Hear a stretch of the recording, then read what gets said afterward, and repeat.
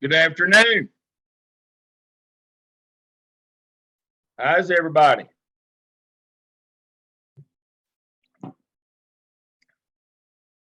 Everybody's muted. I'm tired. It's the beginning of the school year for us. You tired already? You hadn't even got started yet. Hey, this last 2 weeks has been a doozy. Yeah, pardon my language, but I told somebody the other day, even at the college level, it's been all asses and elbows lately. Double time, like in the Army. I don't know what it is. This has been the most urgent and the busiest opening that I've ever seen. But when we do the interviewing, it's like I tell you, though, you can't panic as a school administrator. They're going to show up next week whether you're ready or not. That's one of the things that it's got to be like a duck. You got to be paddling, hard as you can underneath the surface, but you got to stay calm at all times. Otherwise, everybody else will panic. Oh me, I've missed you all. I hadn't seen you in 4 weeks. It probably just seems like yesterday to y'all. Seems like forever to me. I don't blame you. But while everybody's coming in, I see Dr. Payne is here. Hey, everybody. Y'all hear my hoarseness. My girls just played volleyball, both kids on varsity. So you've been screaming at the refs, any? A little bit. It's okay. I didn't lose tooth control. My oldest daughter was there saying, Mom, hush. Mom, hush. I said, it's like double Mama Bear because they were both on the court. Fun times. Y'all ready to get started? They said no. Heather said that they just hoping to take the semester off. They just hope to take their feet off the pedals and coast like when we were kids. Sorry. This bunch had never even had a bicycle that you could coast on, I'll bet you.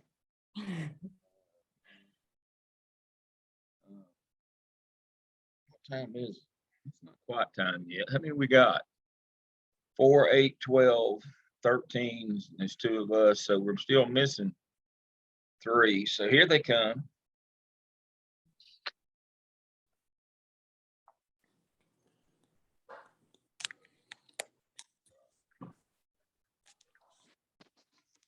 Four, 8, 12, 15. So we still got one more to go. What time is it? It's time to start. Well, welcome back. This is Mels 604, curriculum instruction. Your instructor for this semester will be Dr. Jill Payne. That's a good thing since I know very little about curriculum. Of course, I didn't have to say that part. But she is obviously an expert in what she hopes to do. And I'm just caddying for her this semester. What she hopes to do is work most specifically toward teacher evaluation. She's got a lot of good things for you. And to that end, I'm going to lead us off tonight, and hopefully I'll be through pretty quickly. I want to cover the brief overview of the course right quick, and then I'll cover the first of our 2 evidences this semester. As I warned you this summer, we're going to have to do 2 evidences this fall, so that we'll only have 1 left in the spring. It's kind of hectic to try to do 2 evidences for the first time at the same time you've got to finish up that task stream portfolio, and we have to get you out on time because the money runs out, and so you will all finish. So we're going to go ahead and accelerate this semester and not wait till the last. So you will have the skip and the cap to do. As I told you this summer, you'll have those to do. So without further ado, I will share my screen. Put me on the timer.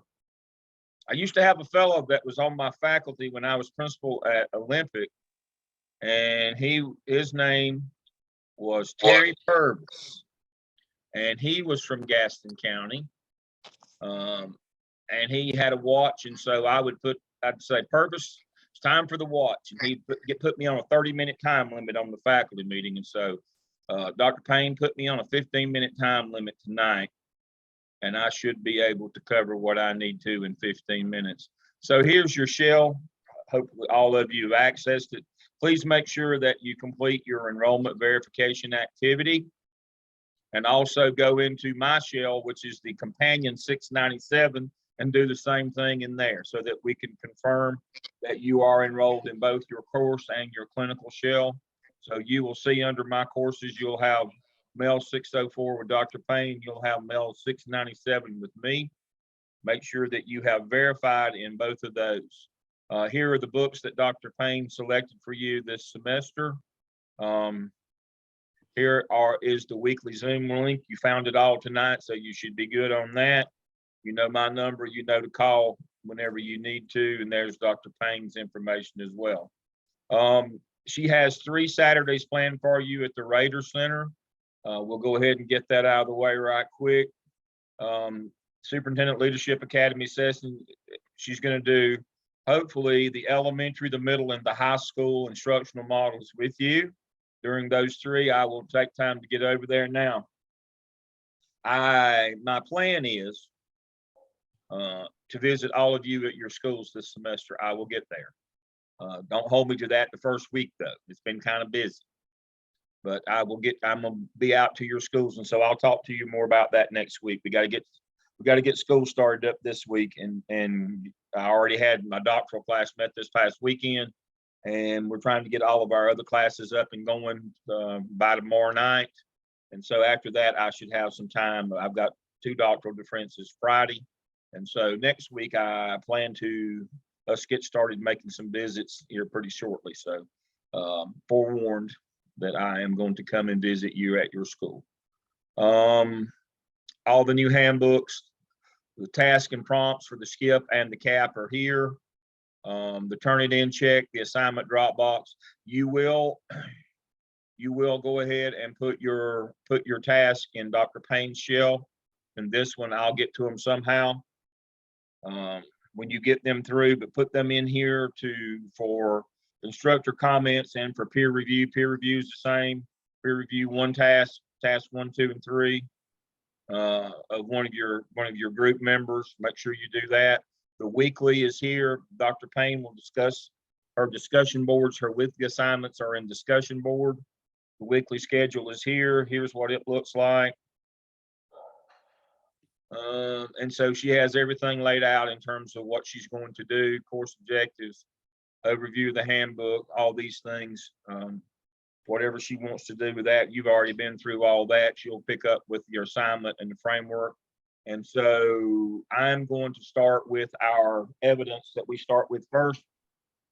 And it's much like the one that we did this summer, in that the majority of the work is in task 1.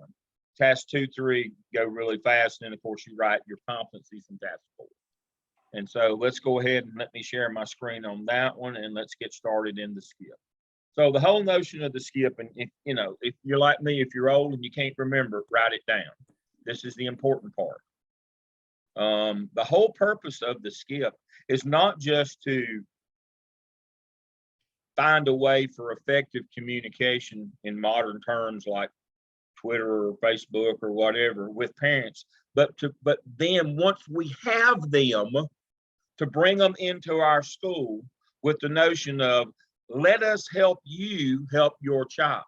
There's got to be some content to these meetings, to these parents coming to your building. If it was just, if getting parents to come to your building would make test scores go up, then in the eastern part of the state, we would have we'd have a donkey basketball game. In the Piedmont, we'd have a barbecue, and in the West, we'd have a womanless wedding, and we'd kill it every week. We could pack the house every week, or we'd have the 10 years that Independence won state titles in Charlotte, there were 40,000 people came to the ball game on Friday night. I said that right, 40,000 people, but their test scores didn't go up a bit. The purpose of the skip is to learn how to identify gaps in communication with our stakeholders, our parents, and our community, and then be able to connect with them and bring them into our building for the purpose of having family math night, family reading night, family EOG night. Possibly the two best, I'll go with 2 best. The 2 best skips I ever saw were non-traditional in that they weren't family math night or family reading night. but they were in that vein. So at Parkland High School in Winston-Salem, I had one, two, three. I had Lisa and Jonathan and Dr. Wendy. I had 4 interns there at the same time. I had 4 there at Parkland in Winston-Salem. And Parkland went through like a lot of large districts do. I think maybe not so much in Gaston, but a little bit. But certainly next door in Mecklenburg, you get pupil assignment shifts. And all of a sudden you have new communities in your school. Well, that's what happened at Parkland. And all of a sudden they went from maybe 4 or 5 non-English speakers, ESL kids, to about 600 overnight in just simply the drawing of the attendance lines. And so they wanted to connect and get those parents into school to try to get them involved in their child's education. And I'll tell you, we designed this wonderful night. And the first night we held this parent meeting, this ESL meeting, we had 4 parents, not 400, we had 4. But we learned a lesson, and we were able to find one of the 4 people who came was Reverend Jose from the local church. And partnering with him, we learned that we had to be on the bus line, and we had to do it during the day when they had the bus. We learned a lot of things. And so the second time around, we had 400 parents come for the ESL night. And the principal that was there, he was kind of shell shocked into pupil assignment, but all of a sudden, these folks were his hero. Dr. Bill Lee, he's since retired, but it made a big impact in that school. But again, we had to do that communication piece. We had lessons, but we had some content for those ESL parents when they came in. Help us help your child. And it made a big difference in that school. The other kind of non-traditional night that was a big part of was at Northwest Guilford. Northwest Guilford is a suburban school north and obviously west of Greensboro. And I had 6 interns there at one time. But the lead was Keisha Sinclair and Diana Birdie. They took the lead on this, and we put together a massive college fair. But it was more than just a college fair. It was, they partnered with Novant. We had a big luncheon. But the deal was we had parents come into the job fair along with students. But that's not the trick. The trick was we had 9th grade parents come in. And on each table, it said, this is this job in this medical field that you can get. Pays this much money. This is the college degree that you would need to do that. And these are the advanced courses that you would need to take in high school to get to where you needed to be. Within 2 years, again, if you know Ralph Kitley, where did Ralph play? Did Ralph play at Carolina or did he play at Duke? He was the center. But anyway, Ralph's been a friend of mine forever.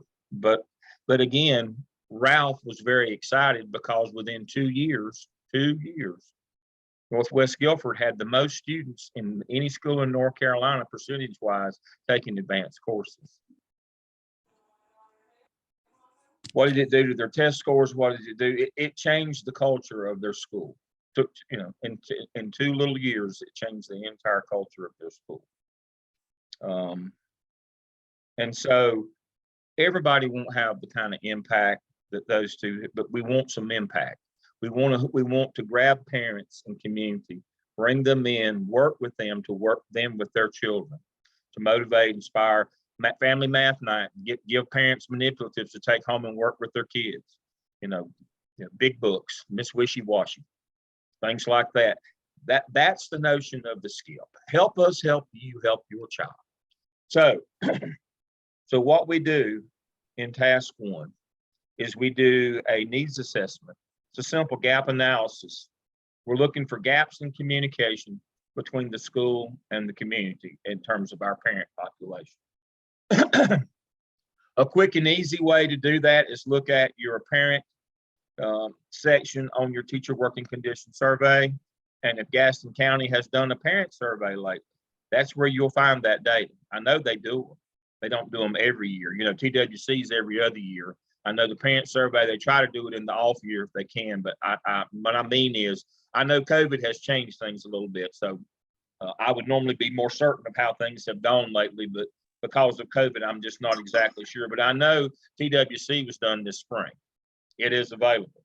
So let's look at that right quick. This is where you would look for the gaps in communication, because that's what you're doing. You're doing a needs assessment, determine gaps in communication. You should do a background description, the setting. You've already done that about your school. You did that in in each of in the first two evidences. You've written that a clear statement, the purpose and needs set. Clear statement is we're trying to find gaps in communication between the school and the community. List participants, analysis of the finding, a set of recommendations that identifies avenues of communication that will be established, and then long and short-term goals. Now, short-term is how am I going to connect with them? Twitter, Facebook, start a new website, a page, or whatever. Long-term is not just short-term doing it more often. Long-term is family math night, family reading night. Got it? Don't make this mistake. Short-term is how are we going to communicate with them? Long-term is what are we going to do now that we're communicating? Family math night, family reading night, family EOC night, family EOG night. What are we going to do once we've got that communication established? That's the first prompt. Second prompt is you just do a simple analysis of the school leadership section. School leadership, do not use school leadership. School leadership, in order to make a set of recommendations to the school improvement team for improving school leadership. Not teacher, not empowerment. We've already done empowerment. This is school leadership. Now, so I should see three things coming out of there. I should see specific activities for short term, how we're going to communicate, long term, what kind of nights we're going to do. Now I should see specific activities on recommendations that school administration can do to improve their school and community relationships. And so let's look quickly. Let's look quick at, let's see, teacher working conditions survey.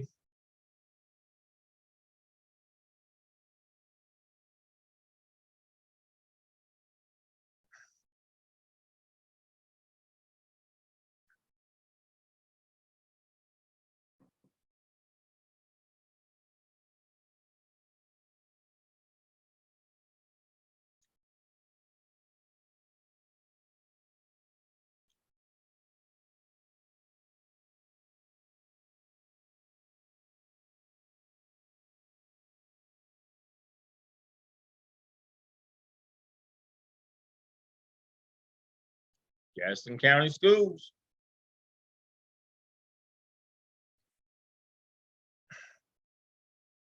All right, so we'll look at Bessemer Primary. Let's see, which one do I like?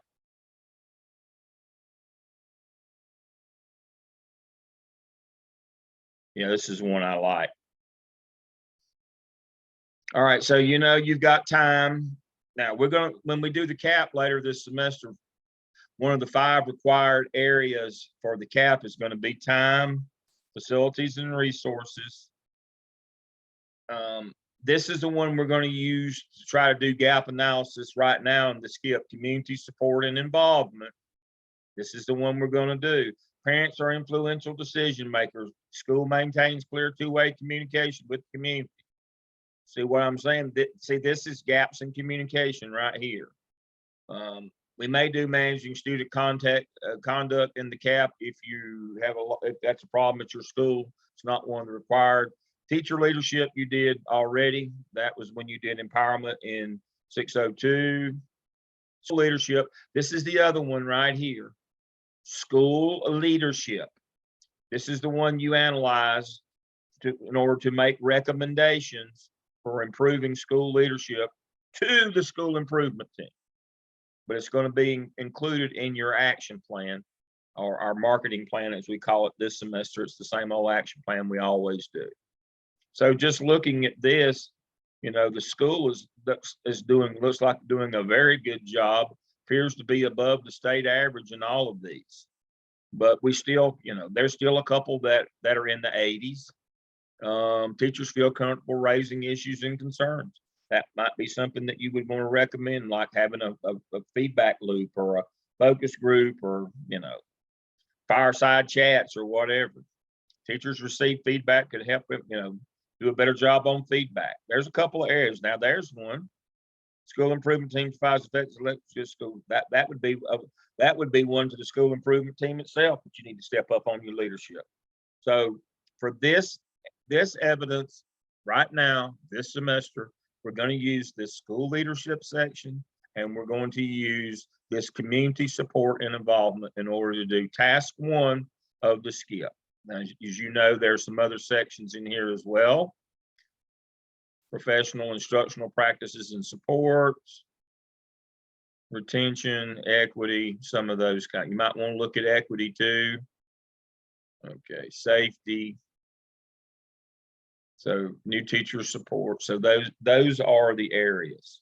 So again, we're going to look at gaps in communication using that parent and community involvement. If you have a parent survey that's within the last 2 years, you can look at that as well.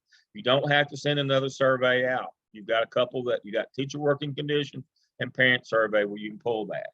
The second prompt in task 1, you're going to go in and look at that school leadership and make recommendations. Task 2, I'm not going to spend a lot of time on it because I see my time is quickly drawing to an end. Task 2, you're going to figure out what resources that you need, fiscal and human resources that you're going to need. And then in task 3, you're going to write your plan, and you're going to put it, the narrative, and you're going to summarize it in the graphic organizer. And then task 4, you'll write your competencies as you normally do. So I'll share my screen one more time to remind you. Move this out of the way. One more time to remind you. Task 2, we will use this part. This is under task and prompt. These are the things you'll need to fill out after you write your narrative for task 2 on your plan. It tells you the bullets that you need. You will summarize it in this, and then you'll simply finish it out when you write the whole plan in task 3. This is for the resources that you have to have. How many people's it going to pull this stuff off? How much money? We need to know how many people and how many. Now, don't just say staff either. I want to know somebody's name. Staff never did anything.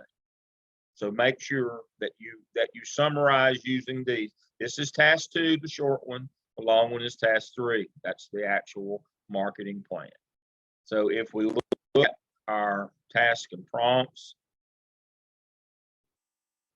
it's just what I said. Analyze your school leadership and prompt 2 of task 1. Task 2, funding necessary, and the people, the resources, human capital. That means people necessary. Write it, what it tells you to write here, summarize it in the short action plan or graphic organizer, and then you put it all together. Here's the narrative. You put it all together in the bigger graphic organizer, and then you just write your competencies. Just make sure you do the 9 that we didn't do this summer for the OMA, and you're good to go. Questions you have from me about the evidence that we're going to do. Let us help you help your child. That is the whole notion here. But we've got to connect with them first. But just connecting is not enough. Now that we've got them tightly, what are we going to do with them? Now, if you just say we're going to do family math, I can live with that. Now, if you got something better than that, if you got something more ambitious, I would love it. I mean, you heard me talk about the 2 that still stick in my mind. I mean, one of those was 10 years ago at Parkland. But those people, it made such a difference in that school. It jumpstarted their careers. They're all administrators now. They've got big time jobs. We keep up with one another on LinkedIn and Facebook and the whole deal. It meant a lot to that community, and it was such a great relationship. Same with Keisha and Diana at Northwest Guilford. I mean, it made a difference at those schools. It really did. It didn't have, now, full disclosure, y'all already know, it didn't have anything to do with me. It had to do with them. I just showed up and ate. Imagine that. All right, Dr. Payne, I'll turn it over to you. You go. Thank you very much. Well, everybody, I'm so excited to be a part of this group. I've got to watch you on Saturdays grow and develop, and be a part of your weekly class is going to be exciting. So the goal for our class is going to be to make sure that you know your role as an instructional leader and that you feel equipped to lead the instruction in your building, because whether you're middle or high or elementary now, whether you teach a special area or you teach a math or a history, when you get placed as an assistant principal, my first year as assistant principal, I had been K4 my entire career and I went to high school. I was like a fish out of water. I had no idea what I was doing. And so making sure that you're equipped with some of those things, Dr. Lamb has allowed us to really work this semester. We're going to work to help you take all of those puzzle pieces that you have learned about and try to help bring it all together, and how we use that, the instructional models that we learn about, and I'll talk a little bit more about it, but the instructional models that we learn about, how we bring it together with our evaluation tool to have crucial conversations, because we can have all of our knowledge pieces, but unless we know how to have those conversations to actually change and be a change agent in our school, then we won't see the impact of student achievement. So I'm going to share my screen and then we're going to get started, because I'll sit and talk about it the whole time and you'll be like, what the world? All right, this is my first time presenting on Zoom on my MacBook. So just give me 1 second. Move this little thing down.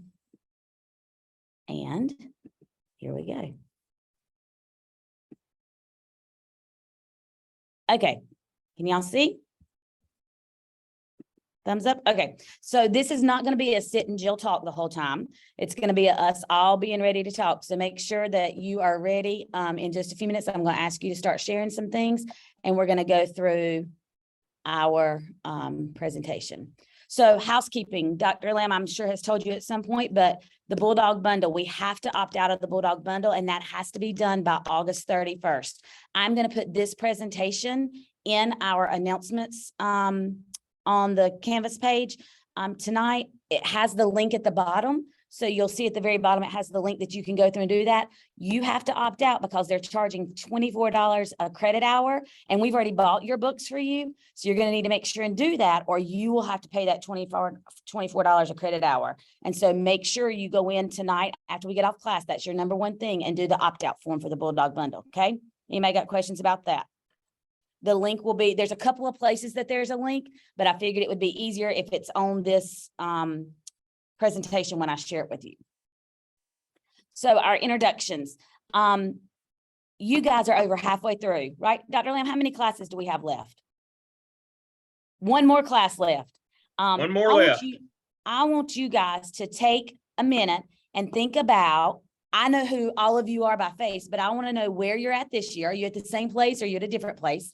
And I want you to think about what is one thing that you have learned thus far that you are going to take back into your role, hopefully next school year, as an assistant principal. Big eyes, right? That's soon. So I want you to take just a minute and I want you to tell me who you are, where you are, and what is one thing that you're going to take back to help you be the best instructional leader in your building. Does anybody want to start? I will start. I am Okay. Daphne Jordan. Daphne Jordan, and this year I have transitioned into the Dean of Students position at York Chester Middle School, coming from 20 plus years at elementary. So dealing with that transition, but one of the things that I will take with me, because this year also, in light of the teacher shortage, we have 18 core teachers and 11 of them are brand new, and they are teaching on a 4-year degree that has nothing to do with education. And so it has really opened my eyes into how much support they really need coming in from a different field and trying to start teaching right away. And it's like, tips is not enough.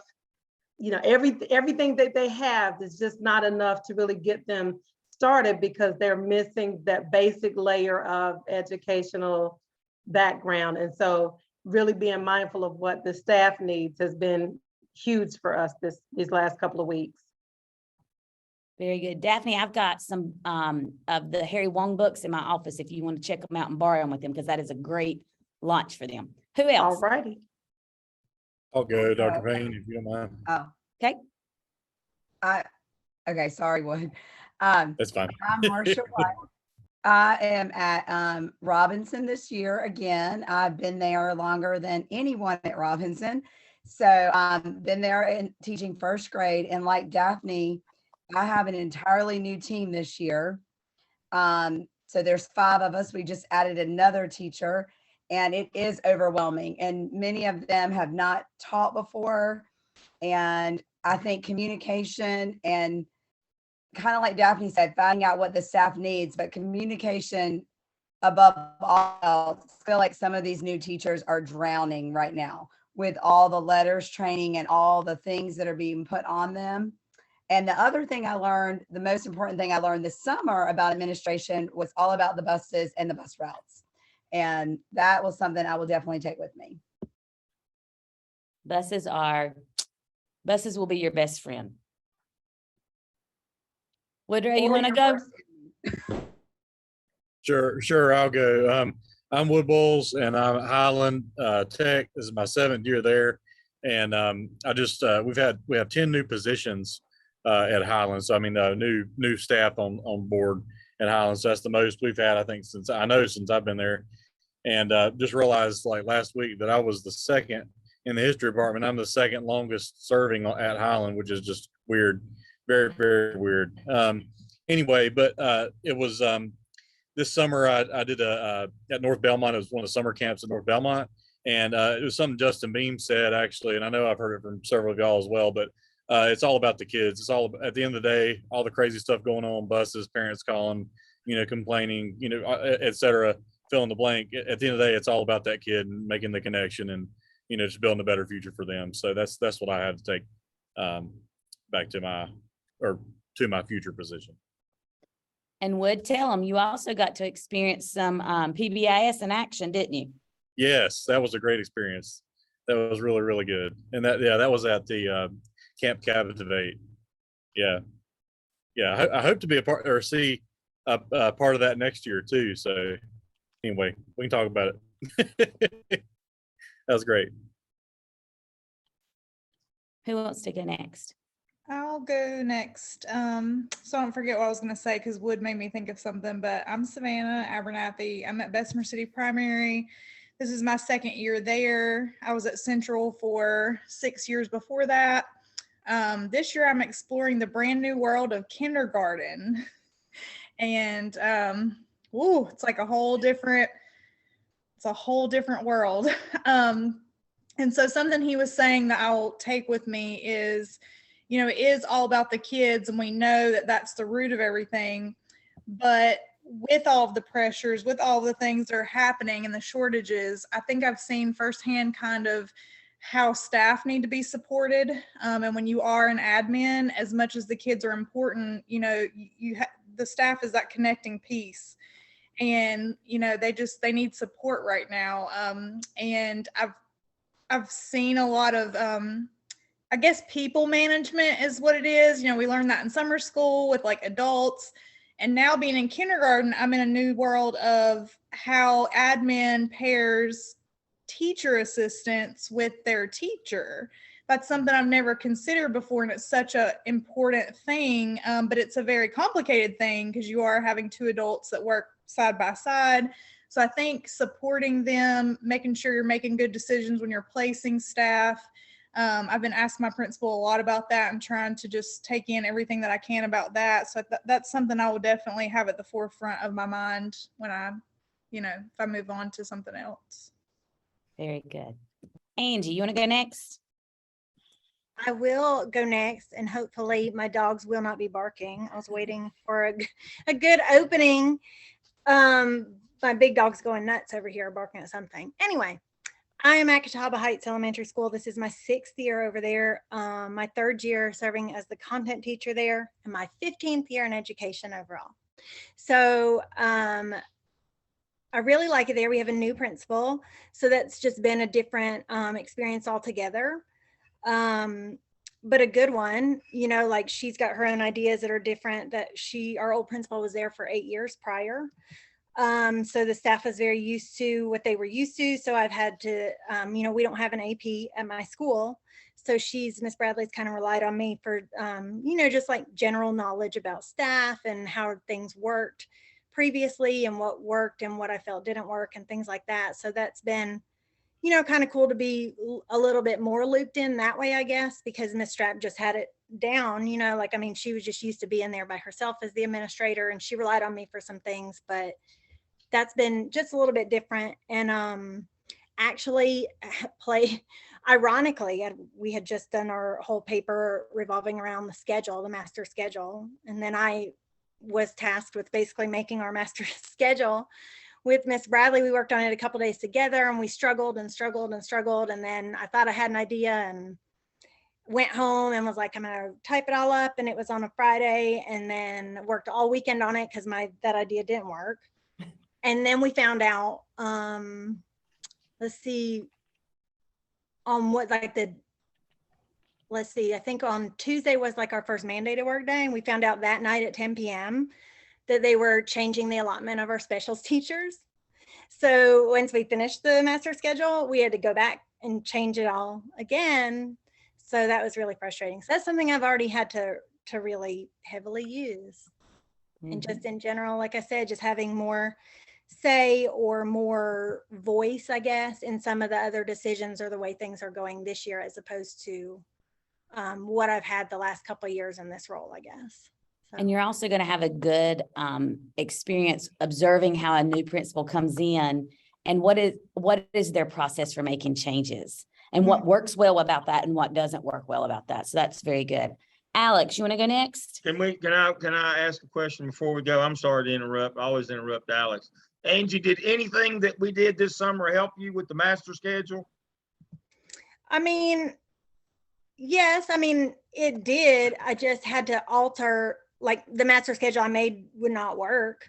You know what I mean? Like the one that we did in the summer, and like the allotments are different and things like that. Yep. And we had a teacher that left. I don't know, like it's like somebody else got hired, then we had to move a second grade teacher to third grade anyway. And then we got 2 BT1s teaching second grade with a 3-man team. We have a lot of 2-man teams this year. And like, I just had to lend a lot of support since school started in those second grade rooms, trying to get them kind of into all the things you got to log into and understand how things work and all of that too. So, it did definitely help to have already wrapped my head around some of the scheduling things, but sadly, I just couldn't use my same schedule that I submitted. Right. It would have been real ideal. Right. Yeah. All right. Thank you. I'm sorry, Alex. Go right ahead. No, you're good, Dr. Lamb. I'm Alex. I'm at Holbrook Middle School. This is my 4th year there, my 11th year overall in education. I teach health and PE. I had a really good experience at Pleasant Ridge this summer, like some of the other people have alluded to, doing buses. And, I think one of the things that I take with me is just what Dr. Lamb and what all of our other professors have talked about how you change your lens and you look at things more from an administrator's aspect rather than a teacher, and you're going from managing kids to managing staff. So that's one thing that I've took with me. That's a Very good. one. Monica Scherer. Charlene, you have your hand raised. I don't know if Dr. Payne can see that or not. I didn't. I'm sorry. Monica, hold on just a minute. She does have her hand raised. Charlene, let's go with you. Hi, good evening, everyone. My name is Shailene Ling, and I'm at the fabulous Greer Middle School, where I teach science to 7th and 8th grade students. One of the things that I will take with me as an administrator is effective communication and getting feedback from all the stakeholders that are involved in educating our kids. Also support for BT teachers, BT 1, 2, 3, we take it for granted that they're coming into the system and there's so much that they need to learn and become acquainted with. And we get busy with all of the things that we have to accomplish. And so they get left aside and bogged down and demotivated, burnt out, and we don't keep them for very long. And the third thing is inspect what you expect. That's very crucial, because if you're not looking for it, people will tend not to want to do it or complete the task at hand. And training is important. Don't just assume that the adults, as the leaders in the building, actually know what you expect. You have to train them and train the trainer, train those who are going to be training those on the ground. Yes, thank you. Charlene, just like we can't expect that our adults know, we tell our adults the same thing. We can't expect our kids know what we expect from them. We have to train them just as well. Okay, Monica. I'm Monica Scher. I'm at Robinson Elementary this year. I did 8 years as an EC teacher at Kausner, and I'm at Robinson this year as an EC teacher, and this is my 10th year in education. I've learned through my experience as assistant site coordinator at Tryon that when you're in a leadership position, and also when I was the EC chair at Kausner, that you actually serve more than you lead. That's just resounding to me, that you just constantly have to give of yourself. You have to meet deadlines. If you don't know the answer to something, you have to get it sometimes very quickly. So I guess that's my biggest takeaway from this experience. Wanda.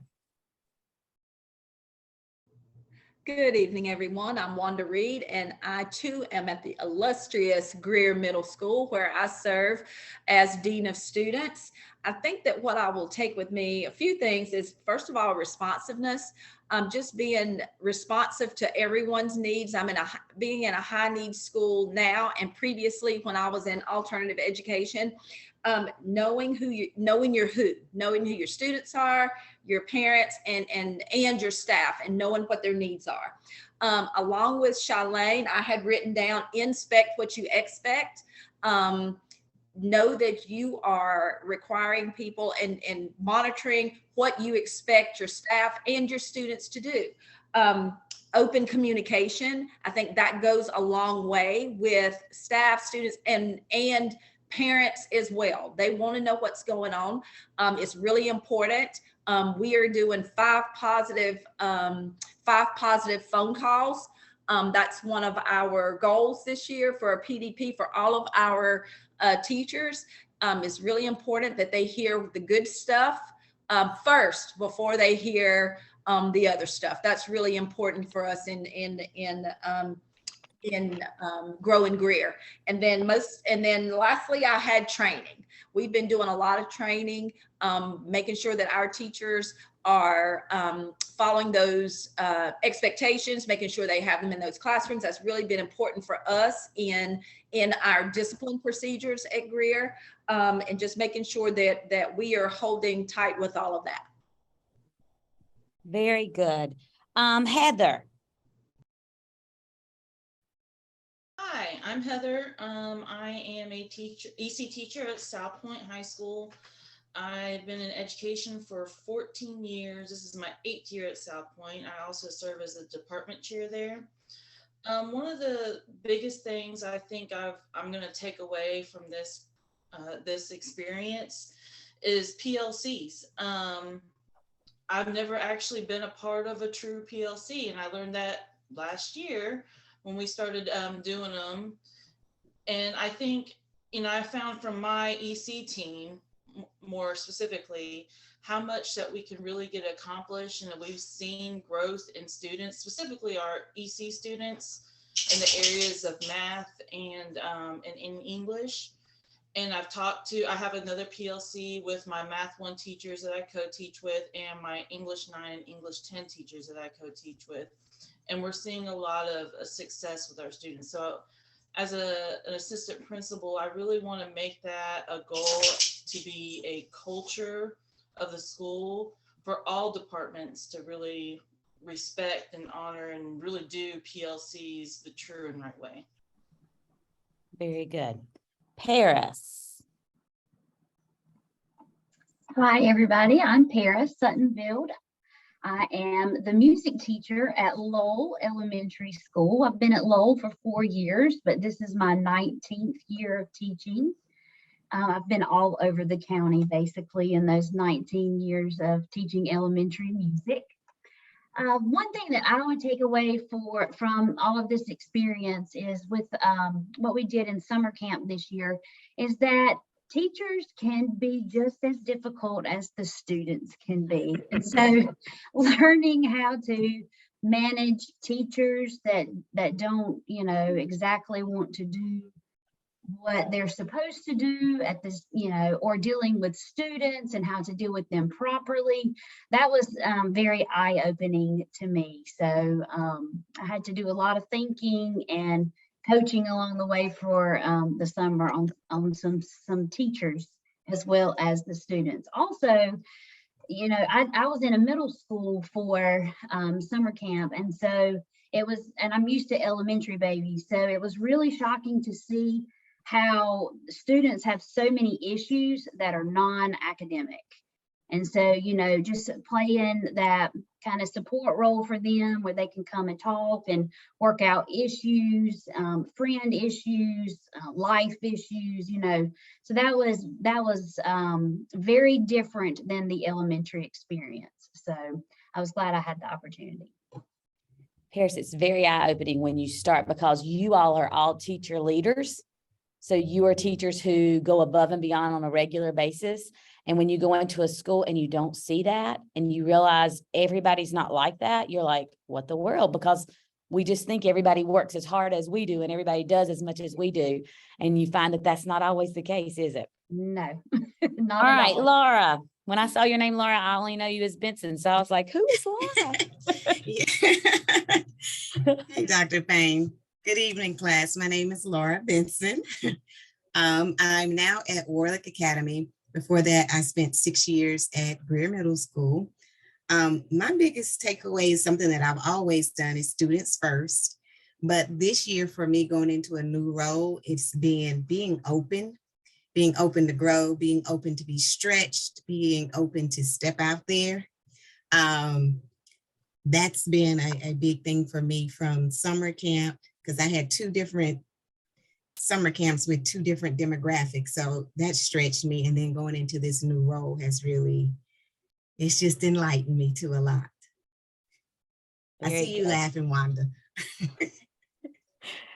She's doing a good job. I've been at Warwick a lot because that's one of my schools.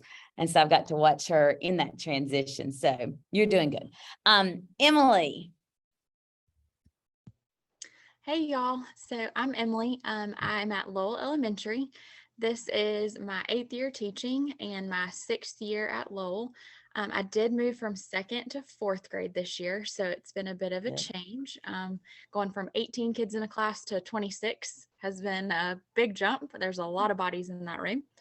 But I did not get to do the summer camp experience that you guys did because I was on maternity leave, so I don't have that site coordinator experience. But being able to work with my administrators at my school this year, one of my big takeaways is how supportive they are. So that's really something that I want to take with me, being able to support all of my teachers, answering questions, finding answers if I don't have them, and having a lot of open communication. I feel like our administrators at Lowell are very open. You can go talk to them about anything, any issues that you're having, and they'll work with you to find a solution, and to set some clear expectations. Because like a lot of you have said, you cannot assume that just because you're talking to adults that they're going to follow directions or that they're going to understand what you're asking of them. So The best and funniest thing of my first year as an AP was when I was very clear on what I wanted. And I thought I was very clear to the point that everybody else knew what I wanted. But when the final project came in, or the final results from what I'd ask everybody to do, I realized I was not clear at all. So either I wasn't clear or they just didn't understand, but it didn't work. So making sure that everybody's on the same page with what you, very similar to how you have to do in your classroom before you can send kids away to do things, they've got to know explicitly what you want from them. And Megan, you get to finish this up. Hey, I'm Megan Sneed. I'm at John Chaffetz Middle School teaching 7th grade math this year. This is my 6 years teaching, and this is my 3rd year at John Chaffetz. My biggest thing that I feel like I've taken away just from the summer at, summer school, and then being in grad school and writing these papers is organization. Like, you have to stay ahead of things.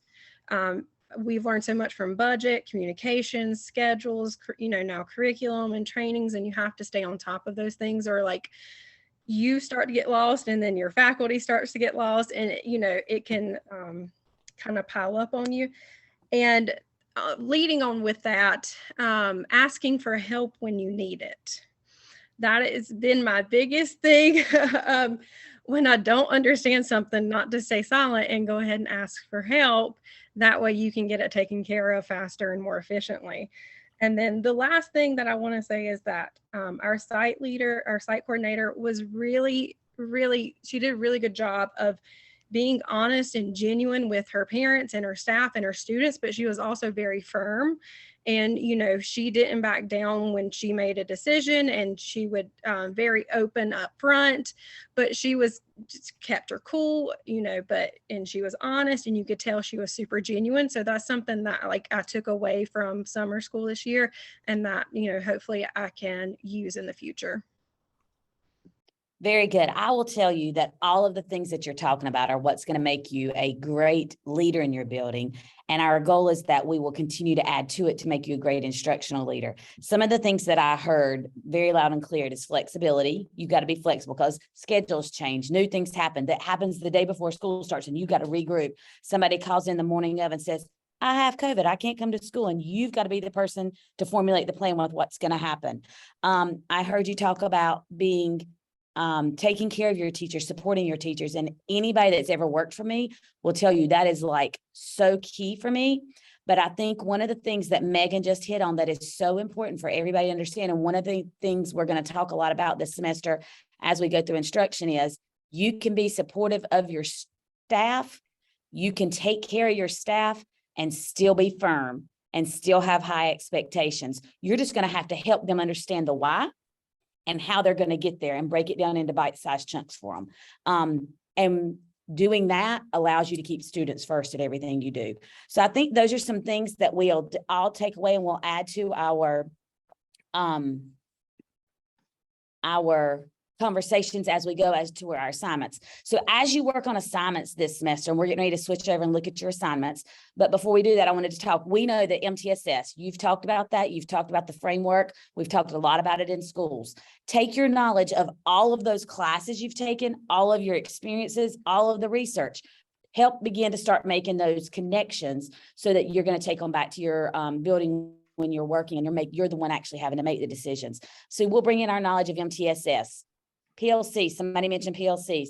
PLCs are key to the instructional growth of your teachers, for them being prepared and knowing that they are teaching aligned to the standards, and that they're knowing what they're going to do when those kids get it and what they're going to do when kids don't know it. That is key for instruction. And so we'll talk more about that. Making sure you're using data to drive instruction, making sure you're setting goals, and making sure when you're working with teachers, one of the things we're going to talk a lot about this semester when we're looking at different instructional models is how do we coach teachers and that are using these instructional models to help them be better. Because my favorite slogan I ever used with my staff was keep chasing better. You want to be better, not better than the person beside of you, the better than the person in front of you. You want to be better than you were today. You want to always keep chasing better so that you continue to grow, because you're not in a comparison or a race with anybody else. When we get to the point where we can really make our teachers comfortable with who we are as leaders, but how we grow them and how we're going to invest in them, then they will continue to chase that better. But these goals, many times with our SMART goals, we forget that measurable piece. We'll say we're going to do this, but we don't put a measurement tool for us to go back and check in on how did we actually meet our goal.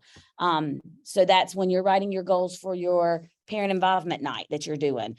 What are the goals that you're going to measure if that's a successful night, if that's an experience that's going to, like Dr. Lamb said, go back and impact instruction? Because ultimately everything we do has to go back and impact that instruction.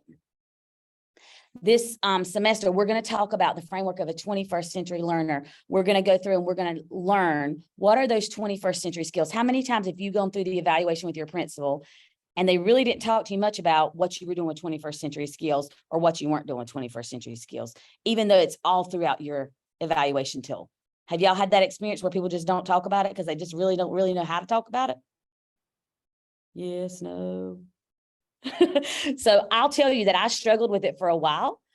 I had to do a lot of research on how do I communicate this with my teachers so that they better understand. And so that's what I want us to do. The other things we're going to talk about is we're going to learn about who our students are and what we have to do to meet the needs of our students. But then we're going to start looking at all of these different teaching methods and begin to understand you're not going to be an expert as a leader in everything that we've been talking about. You have to have knowledge around those areas and know where to go find information and know how to connect your staff with the right people that have the information. So you may not become an expert on every one of these teaching methods, but you're going to know enough to know when is direct instruction best and what should that look like?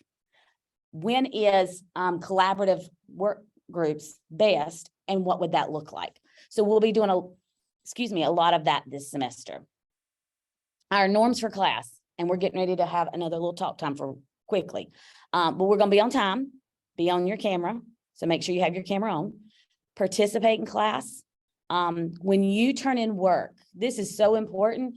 Everything that you do as an administrator has to be of the highest quality, even when my daughter's playing and I've got both of my girls playing in volleyball and I have to get up in the middle of it, leave. Why? Because I have a commitment and I have to do quality work and I need to be here in time to get settled, ready, and prepared to come in tonight. When I have a project for Dr. Baltnight or Dr. Booker that I have to turn in, it has to be quality. And so we have to make sure that starting now, everything that you turn in needs to be your work and it needs to be a lot of thought invested into it and that it needs to be high quality because that demonstrates who you're going to be as a leader. If you just do enough to get by, then that's what's going to be seen as you of you as a leader. So begin to really think this semester, you all are our teacher leaders, but look at what am I doing? What am I doing above and beyond? When I do my project for my parent involvement night, am I thinking outside of the box or am I just doing enough to get my checkbox for the grade? There are some things you'll have to do just to check box because of life. But for the most part, you need to always think about how can I be the best version of me and how can I showcase what I'm capable of doing in my school. Make sure you turn your assignments in on time, listen to understand. That is going to be key when you work with teachers because sometimes you'll go in and make assumptions based on what you see and you've got to bring them in and talk to them about what you observed in their classroom and you've got to listen because it may be purposeful and you didn't understand where they were going with it. So listening to understand so that we learn, we can get gain a different set of lens to look through. And then we will be giving and receiving our feedback and we're going to always chase better. I think that's key. And that's what I want to challenge you with as administrators or as future administrators is that you're going to always chase better. So I'm going to go out of this thing and I'm going to, give me 1 second. I'm going to pull up our, not there. Hold please. It took me back out. Give me 1 second. Okay. So Dr. Lamb has already talked about filling out your enrollment verification. You know that if you look on here, you've got my cell phone number right now. If everybody will take 2 minutes and I want you to, my phone number's on the screen, 980-556-2032. I want you to send me a text with your name, first and last name. I'm going to create a group chat that we'll use if anything's happening and Dr. Lamb's running a few minutes late or I'm running a few minutes late. I'm going to create a group chat so that we can communicate that way. So it's 980-556-2032 and just type your name in there and send it to me.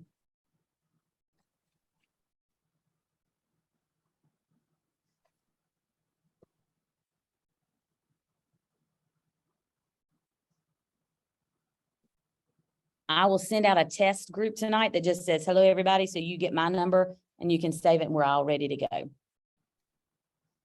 Okay, so looking at our syllabus, I'm going to pull that up. So I will tell you that when you look through the assignments, you're going to think, oh my goodness, breathe. We're going to get through this. There's a lot in it, but it's where we're going to be pulling pieces together to make connections. So I want you to breathe through it and we're going to make it all work. So the course description you guys have already gone over with our goals and objectives, the competencies that there will be there. And he's talked to you about your task stream evidence, your attendance policy. You have to be here. If you're not going to be here, you need to let me know and Dr. Lamb, because he is also going to have the first part of our class. Your books, if you have not picked up your books, you need to make arrangements to come to Raider tomorrow. I will be here all day in training, and just come in the back door.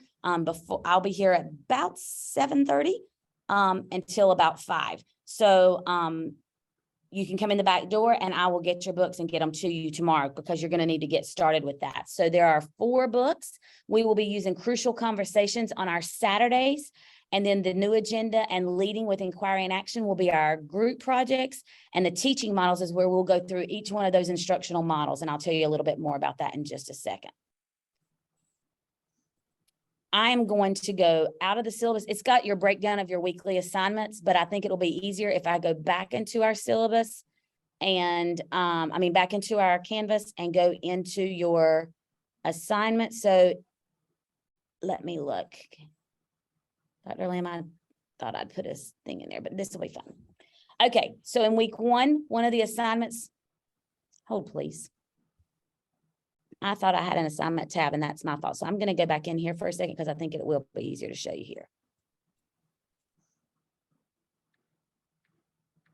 Okay, right here.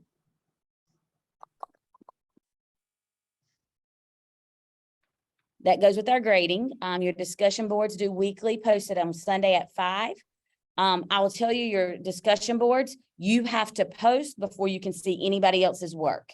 After you post, then you'll be able to see everybody else's work, and there'll be some that you respond to at least one other person, and then there'll be some that you will just have to post one time. Your dates are in there, and it tells you the point value for each one of your things, and there's the rubric for the discussion board postings. Well, Dr. Lamb, on my assignments, let's go.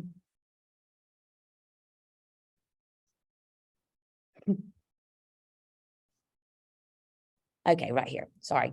We have weekly assignments. They'll be in our tabs at the left. Those will be things that we'll do mostly in our class. So really the only thing you're going to have 3 big things for me that'll be due. You'll have your discussion boards every week. You'll have a individual project, and I'm going to talk to you about that in just a second. And then you will have a group project.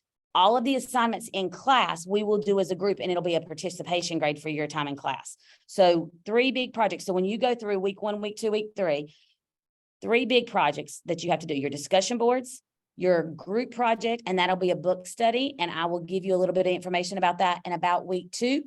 And then your individual project. So you're going to get to sign up for your individual project tonight. I'll send it to you.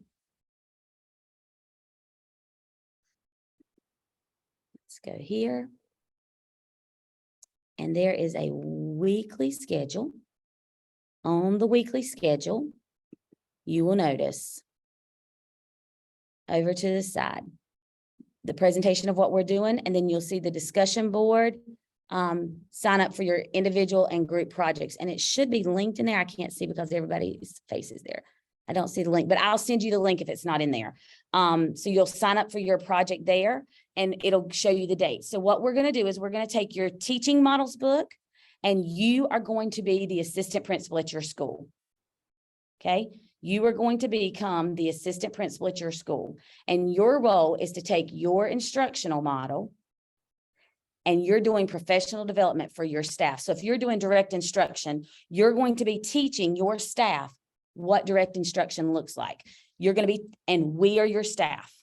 So in a virtual environment, you're going to be teaching your staff what that model looks like. So you're going to have to think about it. You're going to have to plan. I will be more than happy if you go, oh my goodness. I will be more than happy to talk to you before and work with you to make sure that you feel prepared to do that. So you will read your chapter on your model.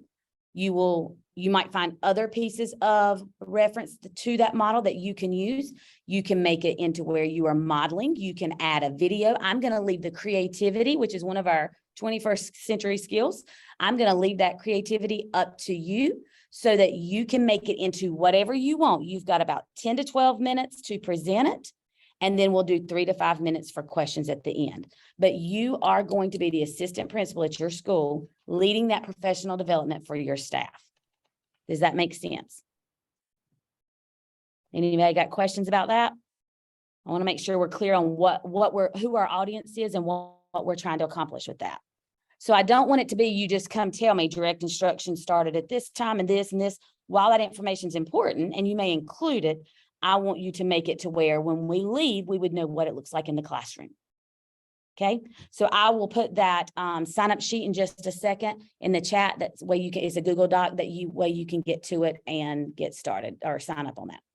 Okay, the second presentation will be your book project, and we will work together with that. And if you notice, let's see, we have class week 2, class week 3, 4, all of that. Down here at class 9 on the 26th, I have the Raider that will be open. It's on October the 26th. It's before your group projects will be done. Most everybody's individual projects will already have taken place, not all, but most everybody's. And I have the Raider reserved. We're not going to have class that night because I have to go to a training out of state. But I am going to have someone here at Raider opening it up. You're not required to come here, but your group can come here and work together on your project that night in place of our class if you want to. If not, you're going to need to get with your group and come together and figure out how you're going to do it. Living in the virtual world that we live in now, you can do so many things through Google Docs and all of those kind of things. So your group will have a chance next week to get together and to look at your book and begin to think about what it is that you want to do with that project. Okay. So we're not going to stress the group project yet. Begin looking at your chapters. I'll let you sign up tonight, and then you'll start working on that. You'll notice each week on our weekly schedule, it'll say chapter 1, chapter 2, presentation, chapter 1, chapter 2, chapter 3, chapter 4, that kind of stuff. That's where you'll do your presentation. Everybody good with that? So those are your 3 big projects. Now, the other type of assignments that we'll be doing, we will be taking, we will be working a lot of our discussion boards will be around coaching articles. Why is that important? Because if you have you been in evaluation? Because your evaluation tool, while a lot of people are like, oh, nieces, I don't like it. But your evaluation tool is what's going to drive your ability to have conversations. Okay. So what do I mean by that? This week, you're going to do a NESIS evaluation, like a tutorial thing through NCDPI, and I'll show you that in just a second. But your evaluation tool is going to be the vehicle that allows you to have great conversations, because it's going to be what you're using to measure your teacher's performance, but you're going to have to be able to know how to coach them from that. Because if you just say, this is an area you have to work on, or this is an area that's just proficient, you have the ability to be accomplished. Let's talk about how we're going to get there. And so we will work a lot on coaching, and we'll pull all of those pieces together. So what we'll do is we'll work on our instructional models. We're going to work on coaching, and then we're going to work on those tough conversations that you may have to have using your evaluation tool. Now, who's feeling overwhelmed? Thank you, Monica. So, Dr. P, I had a question on that. Does that mean that we'll be certified to do observations or trained to do observations? Or did I? You will not be able to do observations in your classrooms at your schools because you have to be in an administrative role. Right.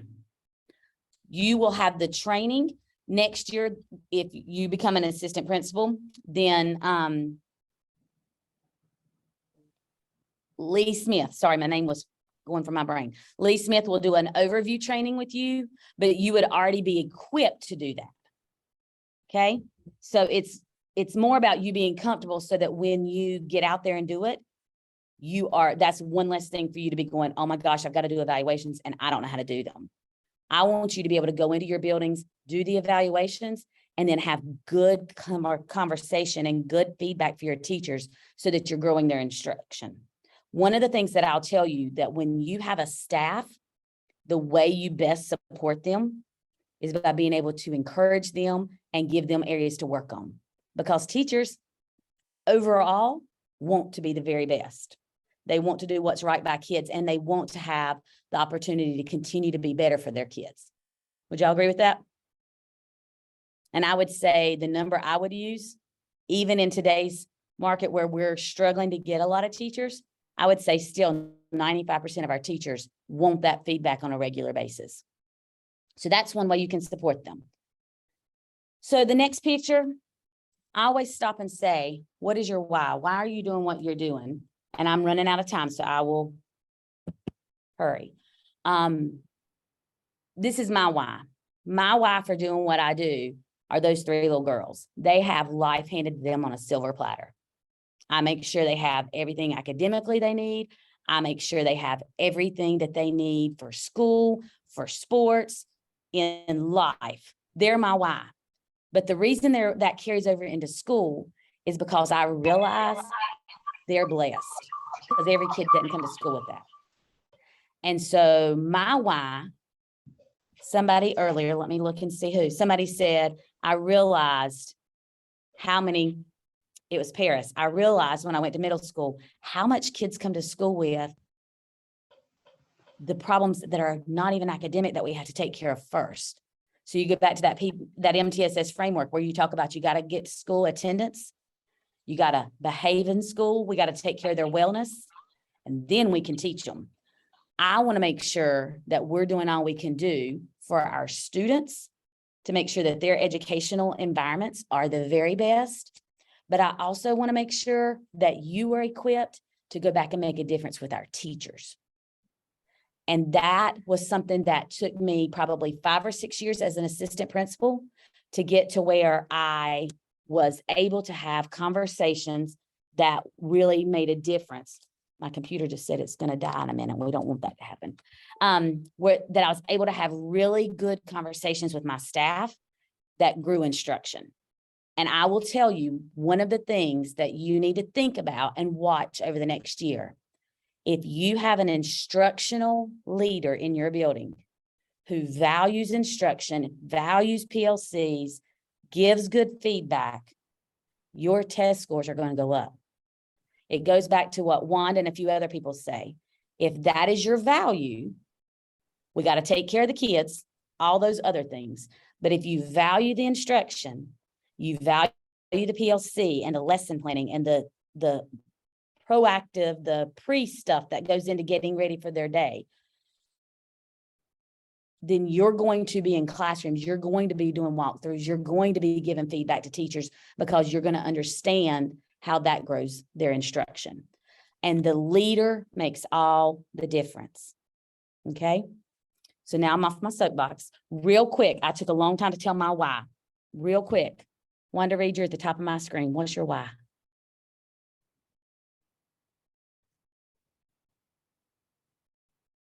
Can anybody else hear Wanda? No. Sorry. You're fine. I think my why is a lot like yours. My kids are very blessed too. So I want to be able to give of myself to bring out the best in students that have difficulties in their life. Very good. Heather? Well, as a, EC teacher, I get to work with a lot of different teachers and collaborate. And my why is, to help other teachers understand that students learn in a whole bunch of different ways and reasons, and that not one student is the same. And I think helping teachers is going to help students reach their fullest potential. Very good. Marcia. Well, my why is much like yours too, with my own children, and seeing what I would want for them. I try to provide that in the classroom. So I want to give my students and the staff that I work with the same respect and the same opportunities that I give my own children, and the same things that I would want my own children to receive. So I've always kind of used that as my role as a teacher, that how would I feel if my children were treated that way? Or how would I feel if my children weren't offered that opportunity? So to look at each kid like they were my own and offer the same things that I would want for my children. So, and I have all this extra time coming up in the year because I will be an empty nester in a year. So, How about you, Megan?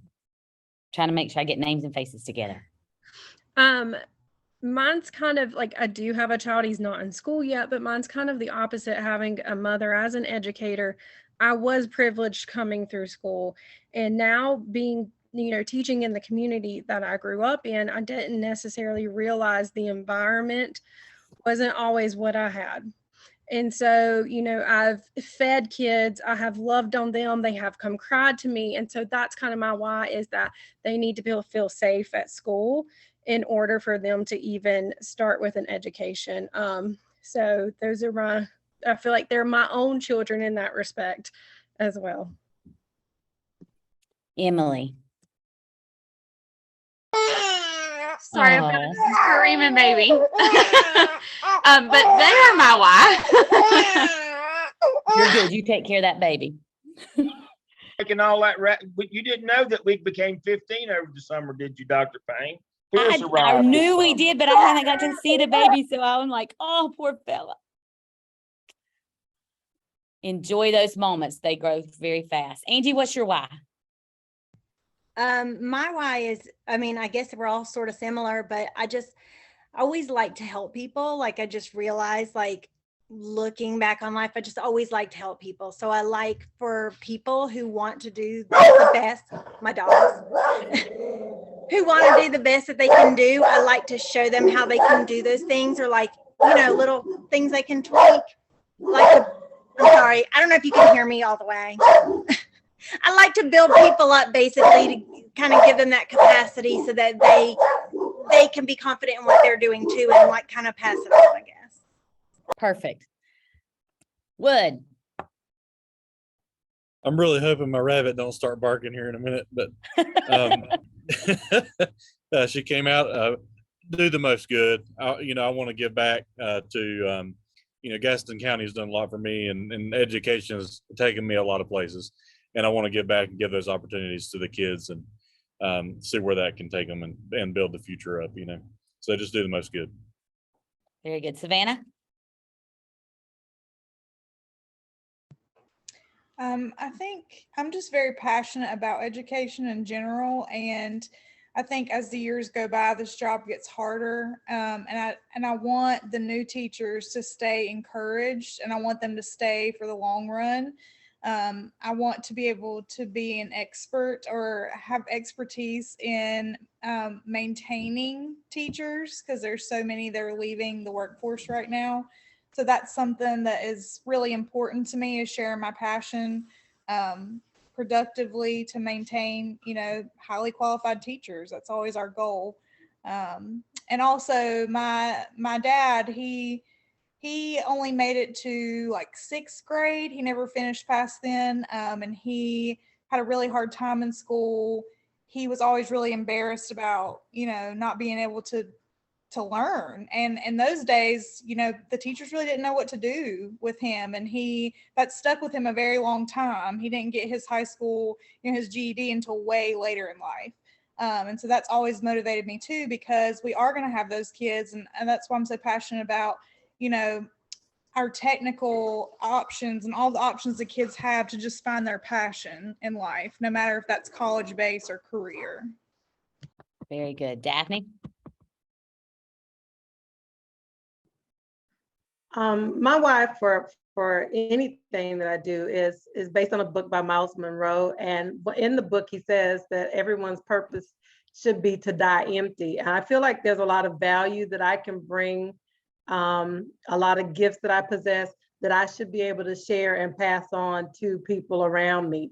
And in doing that, you're also teaching other people, starting at a very early age, as young as our students, that they have so much to give and so much to offer, and they can be a positive attribute. And that doesn't mean they're going to all make straight A's. That doesn't mean they're all going to be, great at sports. It doesn't mean they're all going to be successful in particular things in the way that we would like for them to be, but just to let them know that they can still be successful in their own right. And as Miles Monroe puts it, you know, your goal should be to die empty. One of the things he says that I think is so impressive is he says the most valuable place in the universe, the most valuable gifts in the universe, unfortunately, sometimes are found in the graveyard because people refuse to share their gifts before they die. That's pretty good. Paris.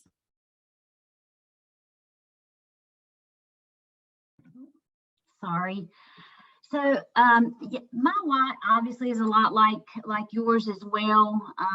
You know, I make sure that my kids have everything that they need, and I try to think about that when I am in my classrooms. But I also have a unique experience because I do get to teach every single child in the school.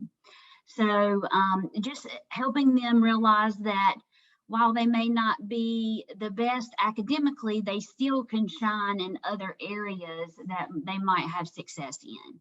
And so that's always fun to see when you see the kid who's always getting in trouble, who doesn't succeed as much, you know, get up on a stage and light up a room. You know, that's always very rewarding for me. So that's kind of my why. Absolutely. Monica. I guess my why is similar to everybody else's as well. My why is to be a change agent in the lives of my family, as well in the lives of the students and all of the staff and the schools that I work at. Because I think that being a change agent is not only instructing, but sometimes just what you say. A lot of times the students that I work with, they have a sense of almost learned helplessness, and just to have them to get that aha moment or grasp a skill that they've really been, you know, having a hard time mastering. I want to be that person and to work towards making a difference in the lives of not only my family, but the people in the educational field, in the school, and the students that I work with as well. Perfect. Laura? My why is I have a deep passion to serve the least of these. I like the students or the people, the underdogs, those that are thrown away, cast away. That gets me up every morning. It's just something that I'm extremely passionate about. It comes out in my daily job a lot. But I know that's one of the reasons why God put me here, is to serve the least of these. And then the other part of my why, because I kind of have a personal one as well, is my family, like my parents, to make them proud. They've done so much for me. I wouldn't be who I am without them. So I live every day to make them proud. And I'm sure they are. I will tell you, one of the things that I have been working with Warlick on are these kids that are coming in and they are off cohort. They don't have enough credits. Life is not on their side. And so trying to figure out a way to meet with them, Dr. Botnight and Ms. Rice and everybody. I went and met with a kid this morning at McDonald's at 7:30 in Mount Holly because he's got to go to work and we got to figure out a plan for him. And so he and I are going to have breakfast every morning at McDonald's at 7:30 so I can touch base with him because he's got to do remote learning because it's the only way it's going to work for his life. But doing those things for those kids who just don't have a chance. He said to me today, Dr. Payne, will you come to my graduation? Because we're going to make this happen. And I said, you better believe I will be there and I will hand you your diploma. So good stuff. Alex Wallace. Well, my why is very similar to everybody else's. Obviously, you know, my wife and my little girl. I actually have another little girl on the way on November 2nd. So that's obviously a big thing for me. But, you know, my parents, I was very fortunate to have been given a lot of opportunities that my parents didn't have when they were growing up. And I think that's one of the things that I use. And then my background a lot in school is with coaching and athletics and, you know, being able to see kids in the classroom and then outside the classroom on the field or the court and, you know, seeing some of the things that they have to go home to and you know, so you know, a lot like what everybody else is saying. I think for me, it's just every day I go to work, I want to make sure that I give them the best that I have every day, and whether that be in the classroom or on the field. So Absolutely. And coaches have a very special place in our kiddos' lives because they can connect sometimes in a way that nobody else can. Charlene? My why is my boys being in Gaston County schools. I have a 4-year-old and a 13-year-old, so that's important to me that they get a sound education. Also, my international teacher community. I'm from Jamaica, and there are a lot of teachers here who are international teachers, and I'm an inspiration to them, and I'd like to live up to that expectation. And also, my family, my extended family here and back in Jamaica, who have always believed in my potential and saw it before I even embarked on it. So that's what keeps me going. Very good. Dr. Lamb, would you like to tell us your why?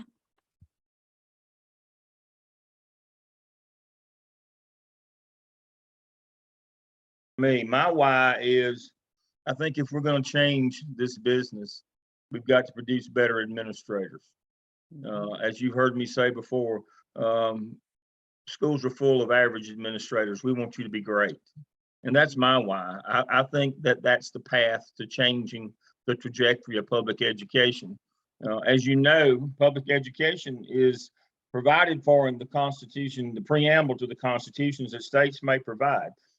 Public education is the path to the American dream. It is how you rise above your circumstance in this country. And schools go as their principals go. I think that's the key. So that's my why. It's real simple. I want us to produce better principals and therefore have better schools and better opportunity for our students. It's real simple for me. I think it all goes back to 21st century learner. I'm going to cut a couple of things out that I was going to do tonight because I'm going to value your time, and we say 8:30 and I'm going to let you go at 8:30. And I'll kick off with it next week. So you won't miss it. It'll just be the beginning of next week. But our learners are our why. What are we doing to make a difference in kids and how we take care of staff so that they can best take care of kids? I will tell you the one thing that you're going to hear me say all throughout this semester. And I just want to continue to help you wrap your mind around. To be the most effective leader, you don't have to be the expert in everything. You have to know your people, know your data, build the relationships so that you can have tough conversations, celebrations, and that they know that you value them and that they can begin to trust you. Because when they trust you and they know you're going to walk beside them to help them accomplish any expectation that you have for them, they will move mountains for you. You think about the leader in your building, your principal, all of the different principals you might have worked for over time. It wasn't necessarily the smartest principal that you probably worked the hardest for. Most always, it's the one that makes you feel like they value you as a professional. It's the one who has your back, who's going to take care of you. Sometimes having your back and taking care of you might even be saying no. But it's the one who's going to do right for your kids always, right? And so that's what we're going to work through this semester is equipping you. I'm going to skip over this part and we'll come back to this next week. Making sure that you have the knowledge of the instructional practice because you have to be knowledgeable and the best practices that go in that. Being expert teachers already, you're going to have a lot of this and this is going to come easy for you. It's going to be a little different where Alex is teaching, and Alex, I'm picking on you for just a minute, but Alex is teaching PE as an athletic director. That role is so valuable, but it's so different than teaching a math class, right? But teaching a math class is so different than going into a PE class. I could never do PE class because I can't hardly walk in a straight line. Savannah saying going to kindergarten, oh my goodness.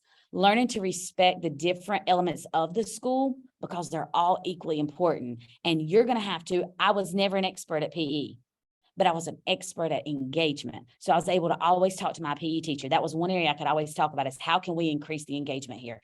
PE is a pretty highly engaged place. But we're going to talk about, here are the instructional models. Here's what teachers are doing. How do we connect the two and grow them through our conversations and our coaching?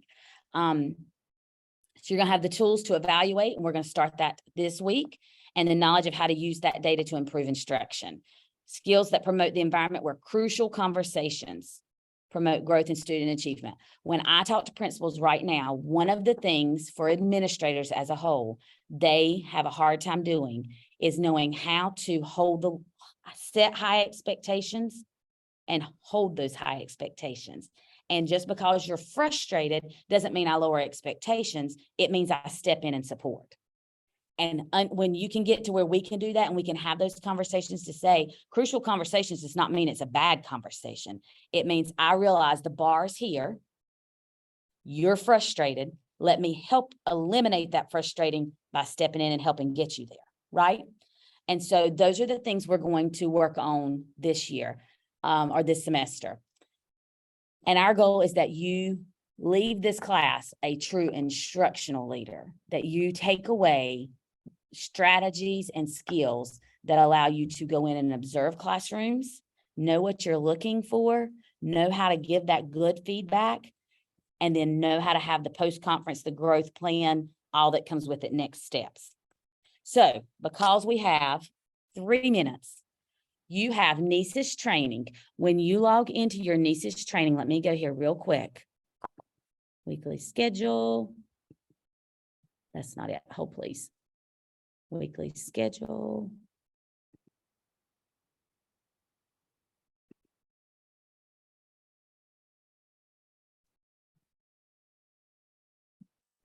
I'm not sure why this is not linked. I will go in and link that, but you're going to go in and do the training video for NESIS. And when you go in, it will tell you to log in as a guest. Let me see if I can get in there. Give me 1 second. I don't know why that did not stay logged in.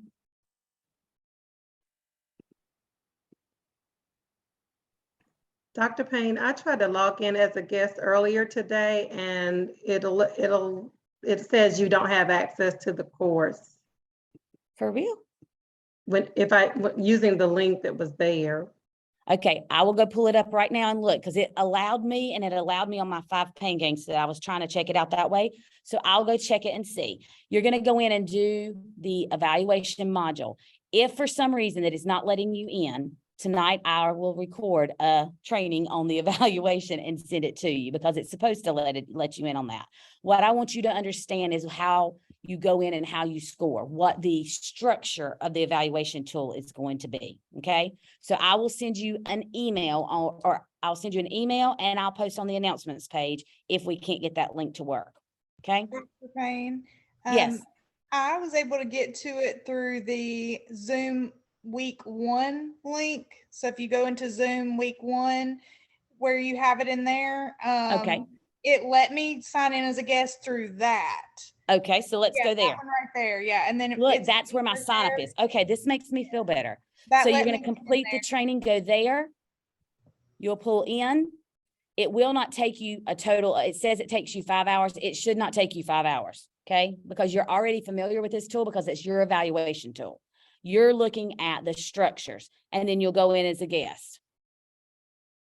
Click on that.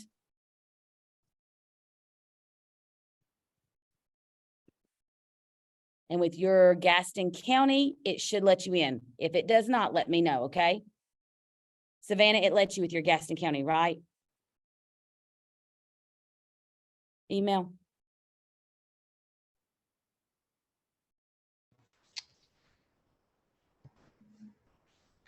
We'll check it and see tonight. If it doesn't work, I will send you a video. We're not going to let that hold us up, okay? Yeah, I was trying it, but it was just like, it's lagging. So that's taken. Here's the sign up for your individual projects. So what you will see on that. So those are the 2 things. You've already started signing up.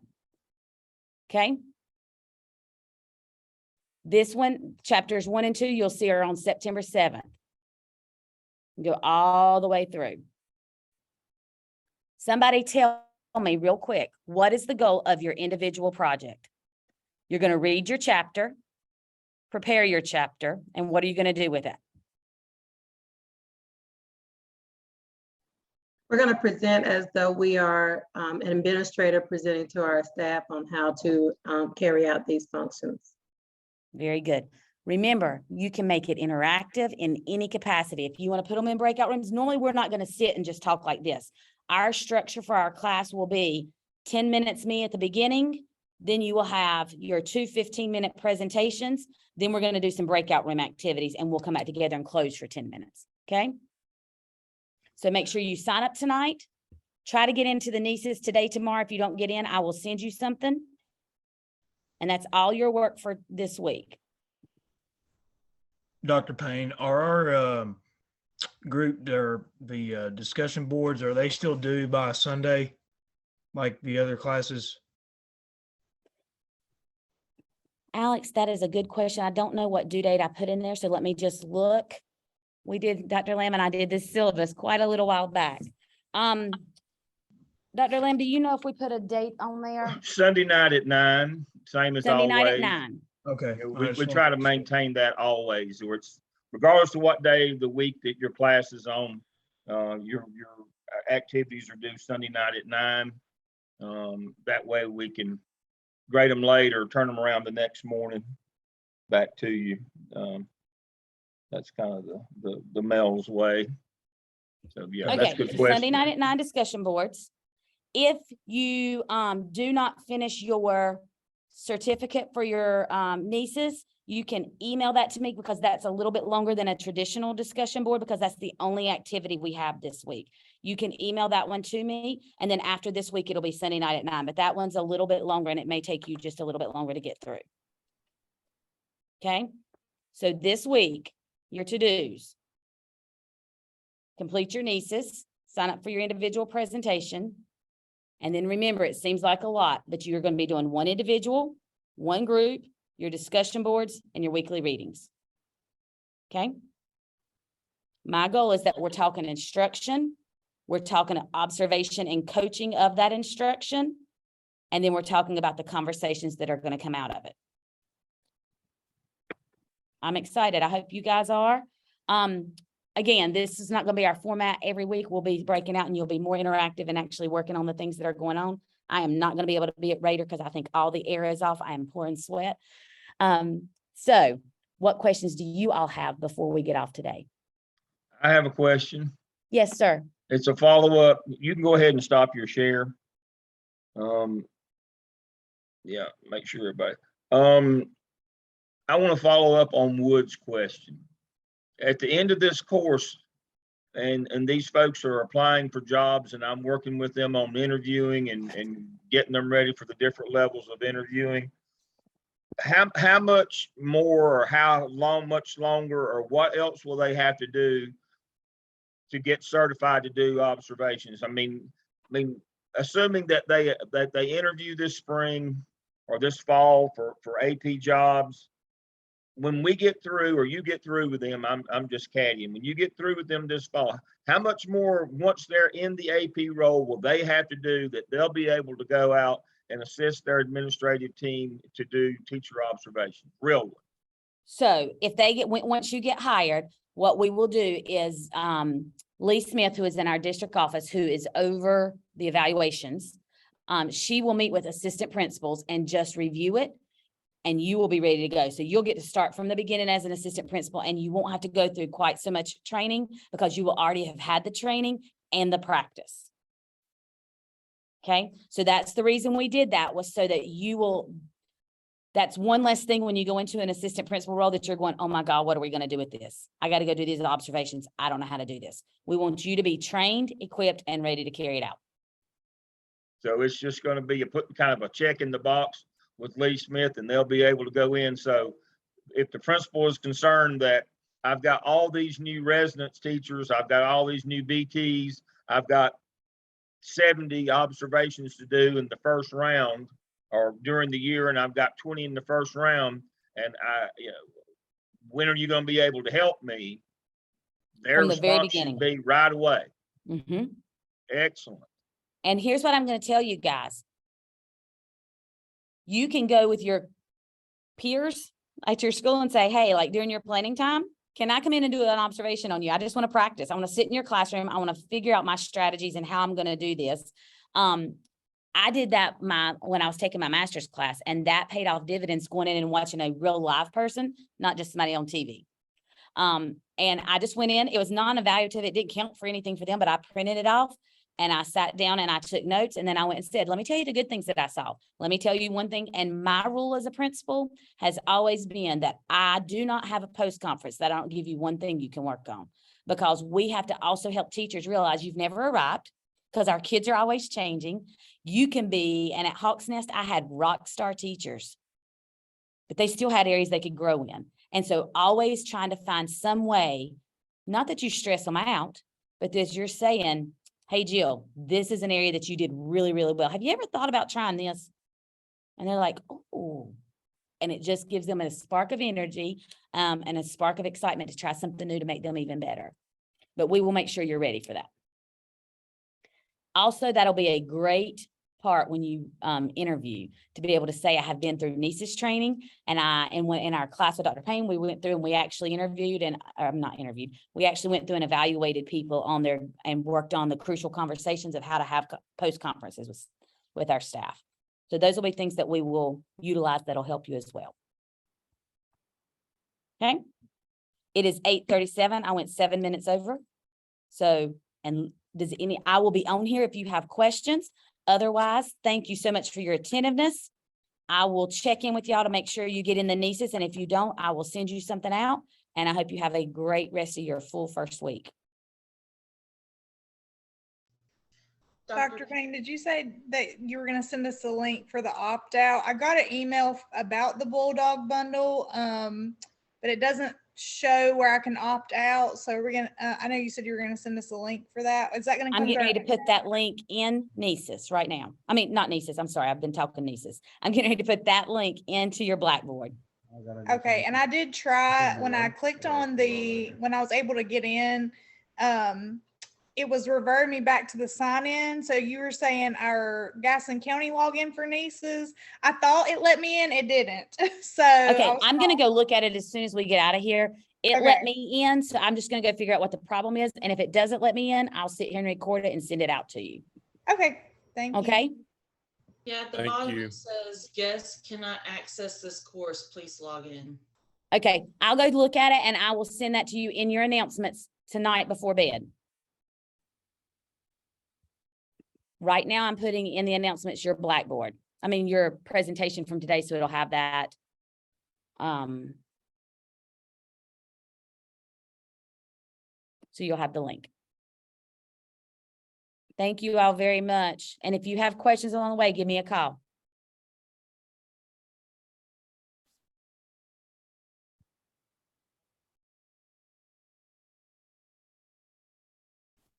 Keep us updated on the volleyball. They lost. Oh, I'm sorry. It's okay. It was the first time my two littles got to play together, so I was having mama issues. Oh. Yeah. You know, I'm a mama bear, so. Oh yeah. My mom would get crazy excited about my sister. She's very athletic. And oh my goodness, that's something. I couldn't go I kept to the saying, Mama, games. stop. Stop, Mama. Yeah. Well, thank you. I didn't have any Thank questions. you. Yep. Good night. Good night. Dr. Lamb, I'm not sure why this is not showing up, but I'm going to just put announcement. Okay, who is this down here on our screen? It's This my number? iPad, so I can see while I'm presenting. That's what I thought that was. I initially thought that was somebody who had crashed the party I went through. We're supposed to check for that each time. Let me pause this recording.